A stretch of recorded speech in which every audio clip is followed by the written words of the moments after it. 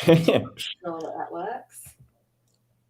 Let's have a look. Just checking. Right, we are going live, it seems. So, yes, welcome to Small Business Chat. Thank you so much for joining us this morning, this dreary morning, and welcome to Louis Fulcher. Hello, how are you from Unearthed? Pleasure to have you here and joining us this morning. How are you? I'm good, thank you. Thanks for having me. Yeah, it's a dreary morning, but hopefully I'll put that to one side. But no, I'm all good, thank you. Thanks for having me. No, we are absolutely delighted. I know that this is a conversation that we have had, I think, over the past year, and I've always been so interested in your take about UX and sort of helping, businesses understand that user journey. So let's hear a little bit about you. And thank you so much for joining us again. And let's hear a little bit more about your business and Unearthed as well. And then we'll go through some Q&As. I've got lots to ask you, Louis. Yeah, sure. So yeah, Unearthed was formed nearly 3 years ago, actually, 3 years in January. It wasn't always Unearthed. We've rebranded this year. But we originally set out as a branding agency. So what we'd do is solely branding and then sort of picking up the pieces around that as well. But sort of around 18 months ago, because of COVID, as we've probably spoken about millions and millions of times, we found an increase in demand for a lot of digital design and a lot of businesses having to go digital and take that step. And as a result, we've sort of fallen into user experience because being in the branding space, we always picked up a lot of digital design work naturally. Yeah. And digital design work evolved into website design, and then it evolved again into a lot of UX work, a lot of design and user interfaces. And that's been really accelerated due to COVID. Businesses have either had to shift online and go digital, or those businesses which are a little bit ahead of the game and already were primarily digital have now to take that next step. So we've also found there's lots of sort of new startups exploring that space as well. Lots of e-commerce brands have emerged in the last 18 months, lots of exciting applications, a lot of exciting digital products. So yeah, it's something which we always used to hang our hat on branding, and is something that we became really well known for and something that we done really well and we still do. But now we sort of hang our hats, I suppose, on two things, which is branding and also the user experience work and a lot of digital design. Well, it's a killer punch, really, isn't it? Because ultimately, I think you've come at it from understanding what you're trying to communicate and then also got the customer in mind, whereas you tend to work with maybe an agency or an expert, and they might either have one or the other. And I've worked with clients where they'll come up to me and say, oh, we've had to change and update our website. We've done it ourselves. I mean, you just go, oh, no, we just missed a whole load here. So it's great to see that you come at it from both perspectives. And actually, it's the type of agency that if I'm recommending to clients that I would be like, I really want you to see it from the start straight through to the beginning. And to have to go through your own, pivot yourself.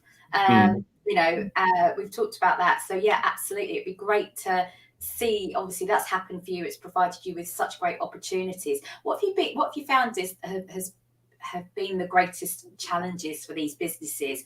Because for me, a lot of them, it's given them a kick up the backside. They knew that they had to do it. And it's like, everything is now working online. We've got no other option. We really have to focus on here. But what has been the key challenges that you've faced with like the brands that you've worked on? I think the biggest challenge which clients have had is trying to work out how their user experience fits into their overall customer experience. So what I mean by that is obviously a customer experience is basically the customer's experience from the very first point they even see or hear about your brand, right through to the aftercare and purchasing more products from you and recommend you for other people. So that whole customer experience from hearing about you first, hearing about your products, learning about what you do, perhaps learning about the industry, inquiring, getting in touch with you, seeing what you do, purchasing, all that comes under a customer experience. It's not just what's on a website or an application. So trying to work out how their digital product or application or website fits into that overall customer experience has been something which I've had a lot of conversations with clients about, and it's something which they could have the nicest user experience and the best conversion rate on their site. It could be a really, really, really great site. But if they're not optimizing themselves on search engines, if they're not driving people to their website, and people aren't even landing on their site or using their application, then what's the point? So it isn't just a case of, okay, here's a site that converts like crazy, it's brilliant. You've also got to send people there as well. So it's trying to figure out, okay, so what site or what application is best for you? What's your pain point? Is it that you're spending too much time managing bookings, and that your diaries are overlapping with other people's within the organization and everything's becoming disjointed? Or is it a case that, okay, so all the bookings we take for our, I don't know, for our restaurant or for our hotel is done through a third party, and it's not necessarily ticking the right boxes because we also need to know this about someone or this about someone, and we'd like to upsell people this at this stage, and we can't do that through that sort of integration. So a lot of it is understanding, okay, where's the pain points? How can we help your overall customer experience as well, not just the user experience, but how can we add a greater impact throughout the whole funnel, essentially? So that's something we've been doing a lot of work with clients over the last sort of 18 months. Oh, amazing. And it's so true. It just leaves such a lasting impression, knowing that not only has the experience been so smooth, like it's great that I can buy a product, like say with e-commerce with such ease, or I'm using an app that I just think is so helpful, but to know to get that follow-up and build that relationship on, you'll use it again, you'll recommend it. And I think that's something that people forget. There's so much focus on the technical aspects of it to get it to work. And a question for me is, that we had said, and I'd asked this before, when it comes to launching this sort of these digital products that you know in the e-commerce site, it's an ongoing process. Like, have you ever launched something that's been perfect from the bat, or do you always explain to clients this is a work in progress? Perfect, probably not, but we try and get it as close as possible, because the thing with a lot of user experience work, a lot of it is ongoing as well, and a lot of it is A/B testing. Okay, could we try this? Could we try this in the upsell? Could we try a different approach to this? And so a lot of it is testing things as you go and comparing results and comparing data, which is something we'll probably come on to later. But yeah, we do get it pretty close, and a lot of the time you do a lot of testing in the upfront before you actually launch. So whether it's beta testing or even sort of doing sort of closed group testing, there's always, we never just launch blindly and just say, okay, we'll see how it goes. But yeah, it is an ongoing process. Yeah.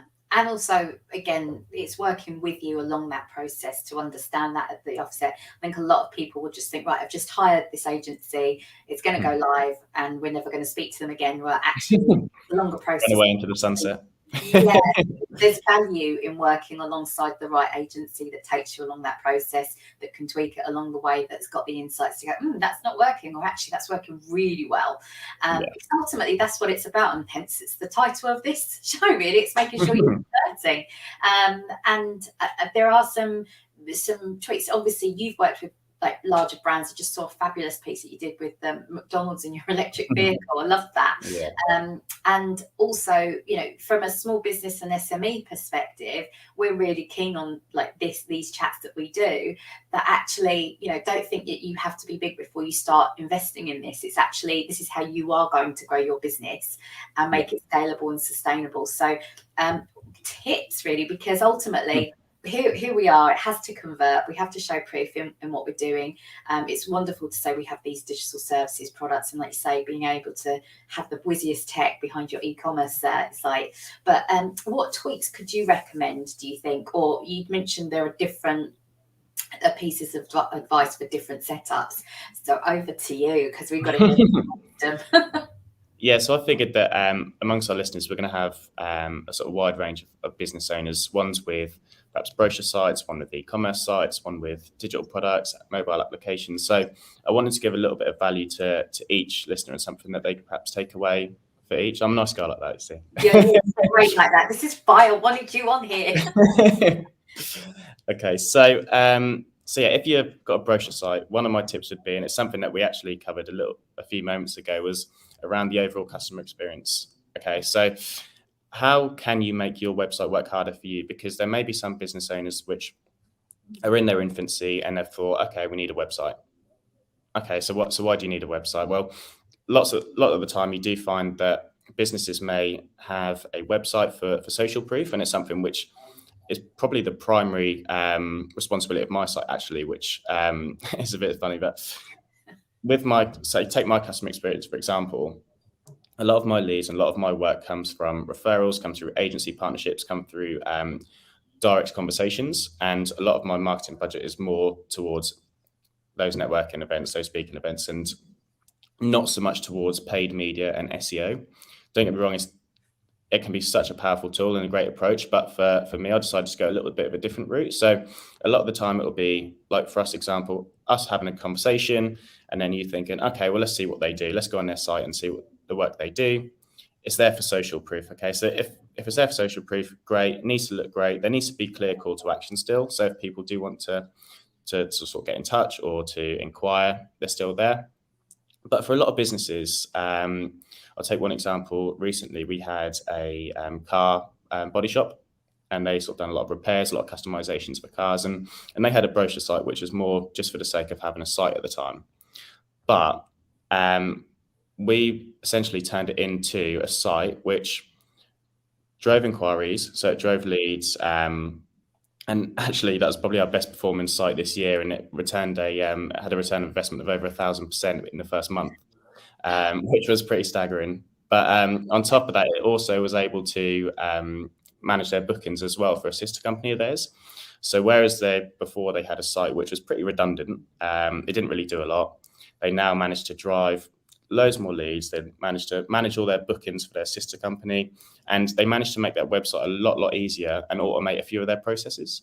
So although you may think, okay, we had a website, which is great, we've got a website. For having a website, if you can make it a little bit harder, whether it is managing inquiries, whether it is driving leads, whether it is managing bookings, then do it, because it takes the weight off you. It's automating some of your processes, which frees you up to focus on other things. Yes, absolutely. I have that.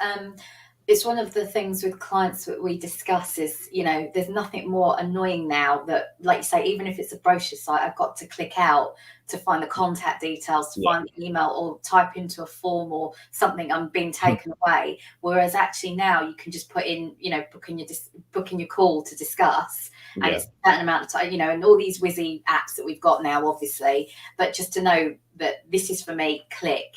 And you talked about before, quoting you, but how to make that journey faster for the customer. So actually thinking about the what is the end game, like what is it you want them to do, and making sure they do it in as fewer steps as possible. So even from a brochure side, word for word there, Crystal. Listen. Listen, guys.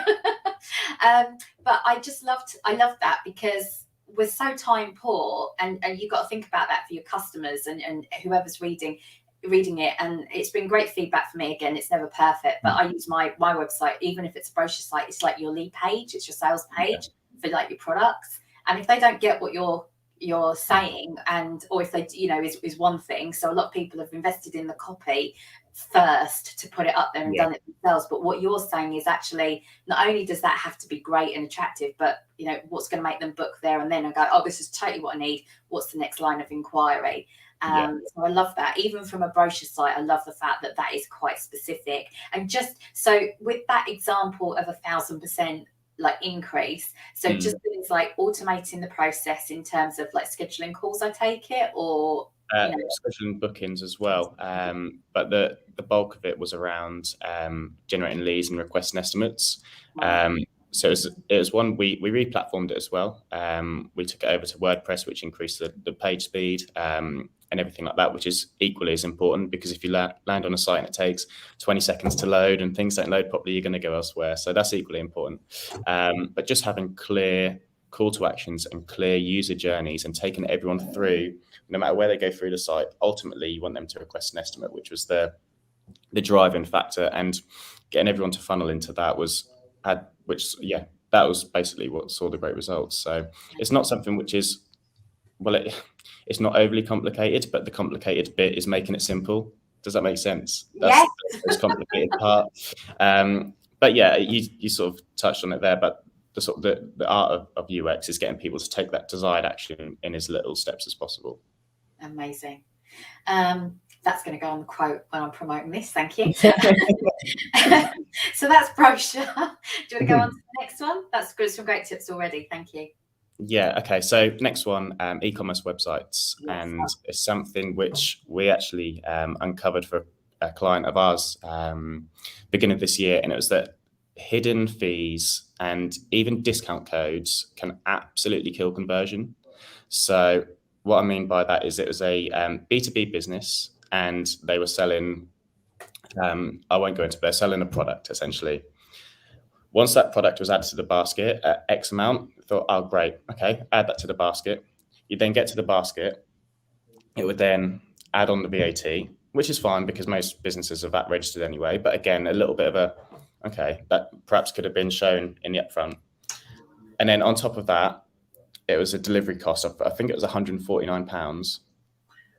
And then you get to the checkout from there. So by the time you've added something to your basket for, say, £300, you then add the VAT, it's £360. You then add £150 on top of that. It's £510. So that, and they were thinking, we're getting all these people to land on our products. We're driving all these people to our website, which is great. We're getting them to add to the basket, but then they're bouncing then. And it's okay. So why are they bouncing? Because of these hidden fees. And it's actually a similar thing. It's not so sinister with discount codes because it's something where you're trying to help the user out. But I know even from my point of view, and especially if you sell a product which isn't exclusive to you, if you get to the final page and it says, enter a discount code, you think, oh, I ain't got a discount code. I'll tell you what, I'll Google the discount code. And if you can't find one and you think, oh, let me see if I can find this product elsewhere that does have a discount code, or I can use student discount or NHS discount or so on. And before you know it, you've taken people from the very last step of your process where they're then going to click checkout to, well, actually, let me see if I can get this elsewhere with the discount. And it's something which people don't realise as well, which can really, really kill conversion. That's so true, because people do, obviously, if you've already told them at that point there is a discount, well, it's out not there just somewhere. out there somewhere. Exactly. But I know I've done it before as well, especially products like I say which aren't exclusive to you.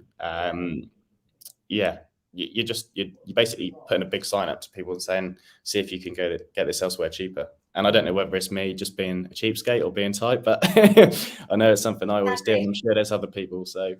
But that's just it. I think it's more savviness, because we do know at that point that obviously no one's selling at cost, and obviously they're trying to make a profit. But obviously, how much of that profit, how much of that discount are they giving us? And you just said that point. I didn't realize. And now when I think about my own journey as a customer, of course I've gone and had a look and opened up a different tab whilst I'm going through. Yeah, but they didn't cost. I mean, where were they transporting from for 100 delivery? They were a big product which required like a two-man delivery team, which is understandable. But if people were to know that at the upfront, I think it did turn out to be less harmful. But people don't like nasty surprises. So like I said, if you're adding a product which to say was £300 for an example, and by the time you check out it's 510, that's going to be a bit of a kick in the teeth, isn't it? So yeah, because again, you're going to do the same thing of, actually, can I open up another tab, can I go onto another site and find out if that's going to be cheaper somewhere. Exactly. So like you say, that unexpected, I think that's also an issue for trust, because at that point I'd be like, wow, okay, you're really trying to get my money here. And especially if you've never purchased from them before as well, it's all about building trust. So brilliant. Oh, that's a great couple of tips there. What else have you got for us, Louis? Give us. Okay, so my third and final tip actually is based around sort of mobile applications and digital products. So this is around trying to increase conversion and sort of make short-term wins. So the example I always use when I'm talking about this is if you go onto your iPhone and you download a game, whether it be something like Candy Crush, for example. Okay, and you sometimes find these games advertised, you download one of these games and you think, oh, that's cool. And then between every single game, or between you may die on the game and while you're waiting to revive, there'll be an advert pop up. And there'll be an advert pop up and you never mean to click on it, but before you know, you've clicked on it, an ad's popped up and it's driving you crazy. But those short-term wins are basically placed there to think, okay, so this person wants to get as many clicks on their ads as possible. So if they're going to make it as easy for people to click on this ad, whether they mean to or not, that's going to be great for results, right? Which, okay, in the short term, you may find that, yeah, you get loads of people click on your ad, but all it's doing is pissing people off, and people are not going to want to continue to play that game. They'll delete it and never use it again. And it actually translates into applications as well. When there's lots of, you may go on websites sometimes or load up a digital product, and there's loads of sort of sticky buttons, and you find there's call here, request a call, book here, and there's so many sticky buttons, and you may find that they get clicked on more than it would if it was in the contact page or if it was in the main nav.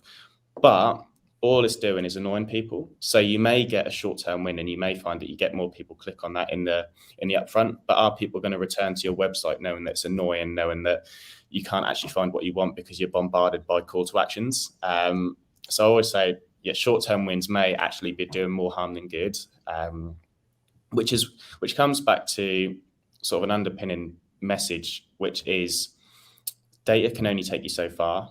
And that's probably going to annoy some of my partners who are so driven by data. But don't get me wrong, data is brilliant, and it helps us sort of understand things like the e-commerce, where we're getting to the checkout, but people are bouncing here, and having that data is invaluable, right? But ultimately, you can't track something you haven't done before. So data is great for understanding where people perhaps bounce, where people find the information, and so on. It's great for that. But in terms of creative solutions, especially with UX, I would say the best way to test a digital product or a website is putting it in the hands of someone who's terrible with tech. And I always use my granddad as an example. If I can put something in his hand and he can use it and find out and basically take the desired outcome, then the UX is brilliant. Because you do have to dumb it down, and it's when people think, well, I'd know to click there and I'd know to do that, but that's not good enough because it's not you that's using it all the time. So you really do need to dumb it down to people who are terrible with tech. But data doesn't. Is he on staff? Yes, he's my testing. Testing CEO, yeah, love it. Yeah. But no, I think it's super important to have that balance of data and also have that balance of human interaction and also creativity as well. This is fascinating because, like you said, that we see so much in terms of, and especially on LinkedIn where we promote, like I promote this as well. But again, I'm learning so much in terms of data and insights from a marketing campaign perspective, products, and the importance of it. So I really value that. But you're absolutely right. I think somewhere, and this is again where I said you've got the killer blend of both the brand and also the UX sort of understanding, because you want them to have that. It's about the feeling of what they're going through, how it resonates with them, what they're going to take away from it that's other than just the service. Like, does it click? Do you buy? But actually overall about the brand that you're trying to be, like what's coming across here. And that's fascinating. So do you get in trouble with sort of like your viewpoint then, or where is it that you think that from a data perspective and creativity, like you say, like, where have been the biggest discussions that have come from that in terms of your viewpoint and your data colleagues? No, data is invaluable, and I completely get the value in it, especially in something like this, because like I say, you do really need to know where people are clicking on, where people are clicking off, and that data is absolutely key. But something which we've spoke before, and it brings me back to a campaign which we've spoken about before, and it runs into paid media, which isn't necessarily my forte. But saying that, a lot of paid media and sort of paid social media is based around data, right? And it's okay. So this kind of campaign will get X amount of results and so on, which is great. But I think it was Foot Locker last year, and you're going to know what I'm talking about here. But they ran a campaign over Christmas, and for those who don't know, Foot Locker are sort of a streetwear company. They sell sort of your Nike Air Maxes, your tracksuits, your so on. And typically their models are between the age of 18, 25, young audience. And last Christmas, they had this set, which is a big grand hall, and they had all your typical models in the tracksuits, in the Nike Air Max, all sort of 18 to 25. And then at the very front of the campaign, they had Harry Redknapp, who's 70 old, not their target audience at all, but was extremely popular that sort of year or from the year before because of I'm Celeb. Great piece of influencer marketing, and that campaign absolutely soared. and I saw it everywhere. It was probably one of the best campaigns I saw that year. But however, can you trace those results with data? You can't, because it hasn't been done before, and that's why I think data is great, because it shows you how you can deliver that campaign across different touch points and how best to optimize that. But ultimately, the results there were driven by creativity, and because it hasn't been done before, because something like that is off the wall, however can you trace that with data? You can't. I'd love to know that thinking process, actually, where, like you said, that age group, and actually how they came up. Because when you think about that age group and sort of like the number of influencers out there, or like, whatever might have been trendy for them to come up with a Harry Nick Redknapp, I'd love to be a fly on the wall in that agency and go, how did they come up with that as such a winner combo? Just throwing random ideas out, I should imagine. Well, I mean, again, up there with your granddad as well. It's that who doesn't love like a Harry? But saying that, it does then translate and pull back around into UX as well. And because a certain user flow or a certain wireframe or a certain whatever that may be may work really, really well, there may be something which no one's even thought about before, or a different step which no one's introduced before, which may actually see really, really great results. So sometimes you have got to say, okay, here's the data, take it for what it is. It'll tell us some really, really important information. But if we can come at it from a bit of a creative angle and try this or try this, of course, you then use data to A/B test it. So the data, again, will come back into play. But it is important to get that balance and not just neglect creativity for the numbers. So yeah, we always try and take a bit of a creative approach, and sometimes it doesn't work. Sometimes we'll test it and, do you know what? No, it's not right. But often you'll find that, okay, this has got legs, and yeah, often we'll see some great results. Interesting. It's like that great debate, which came first. It's like, data. Yeah, I don't think you can have one without the other. I really don't. No, I agree. And actually, likewise, sometimes that data, like if you're doing something that's just not moving the needle at all, and you've got to look at those insights to find out. But like you say, if it's something that's new, that has, it's very hard to look at data. You can look at other external data and insights, but ultimately, sometimes you just have to test and try and see what better understand your audience and what they appreciate. So this is brilliant.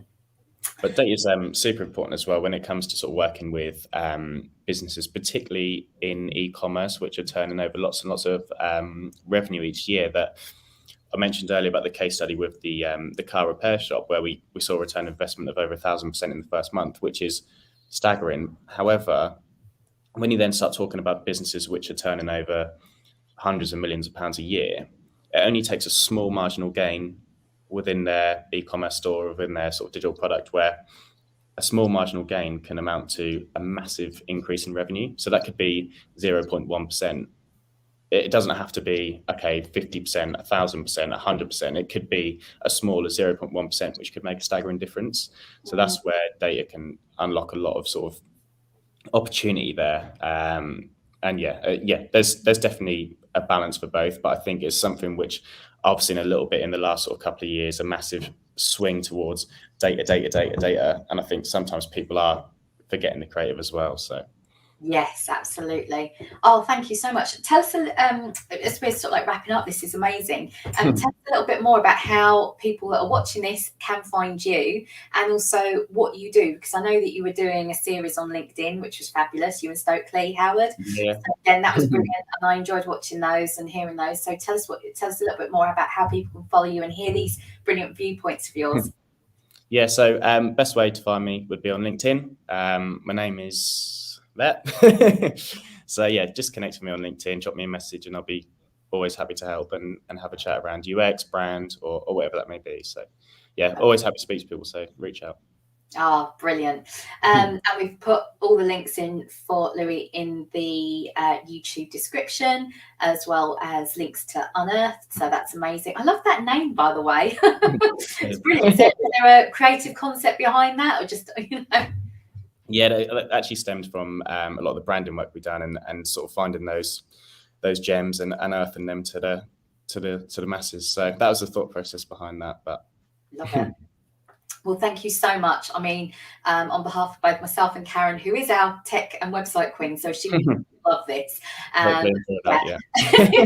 But you've explained it in such a way that someone like me that's not the tech queen at all, hands up, total acknowledgement of that. But yeah, I think from our audience that varies in size and also how they're trying to build their business, some really helpful tips there. So thank you so much for joining us this morning. Guys, thank you again for your time, for listening in.